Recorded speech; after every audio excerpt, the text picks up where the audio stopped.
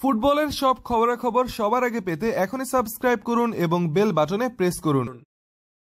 Copa del রের quarter ফাইনালের প্রথম লেগে সেভিয়ার মাঠে বার্সেলোনার পরাজয়ের পেছনে লিওনেল মেসির অনুপস্থিতিকে দায়ী করছেন অনেকেই। মেসিকে মূল একাদশে না রাখায় সমালোচিত হয়েছেন বার্সেলোনা কোচ আর্নেস্তো ভালভার্দে। কোচের সমালোচনা করেছেন দলটির উরুগুয়ান স্ট্রাইকার লুইস সুয়ারেজও।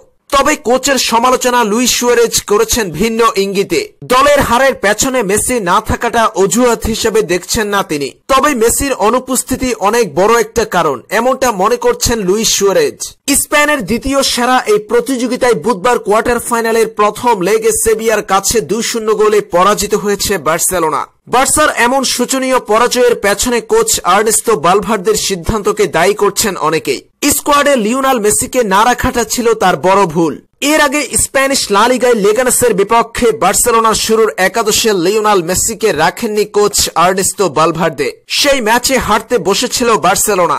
বদলি হিসেবে নেমে মেসি 1 গোল করার পাশাপাশি সতীর্থকে দিয়ে করিয়েছেন আরো 1 গোল। বার্সেলোনা পেয়েছিল স্বস্তির জয়। আর এই ম্যাচে বার্সেলোনার স্কোয়াডে লিওনেল মেসিকে দলের একাদশে না রাখায় সমালোচিত হয়েছেন বার্সেলোনা কোচ আর্নেস্তো ভালভার্দে। সব ধরনের প্রতিযোগিতা মিলিয়ে চলতি মৌসুমে মেসিকে ছাড়া 8 ম্যাচ খেলে 2টিতে হেরেছে বার্সা। 5 বারের বর্ষসেরা এই ফুটবলার দলে না থাকা দলের হারের মূল কারণ হিসেবে দেখছেন লুইস সুয়ারেজ।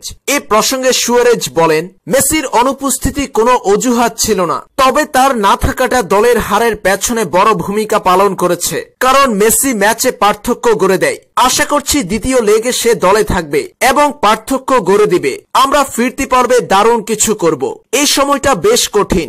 আমাদের লা লিগা ও চ্যাম্পিয়ন্স লিগের ম্যাচ নিয়ে ভাবতে হয়, যার জন্য কোপা দেল রেকে নিয়ে চিন্তা করার সময় কম। লিওনেল মেসি দলে না থাকায় সেভিয়ার সঙ্গে পার্থক্য তৈরি হয়নি বার্সার, এমনটা মনে করছেন দলটির Uruguayan striker Luis Suarez. Match শেষে তাই বার্সা কোচের সিদ্ধান্তের বিরোধিতা করেছেন তিনি।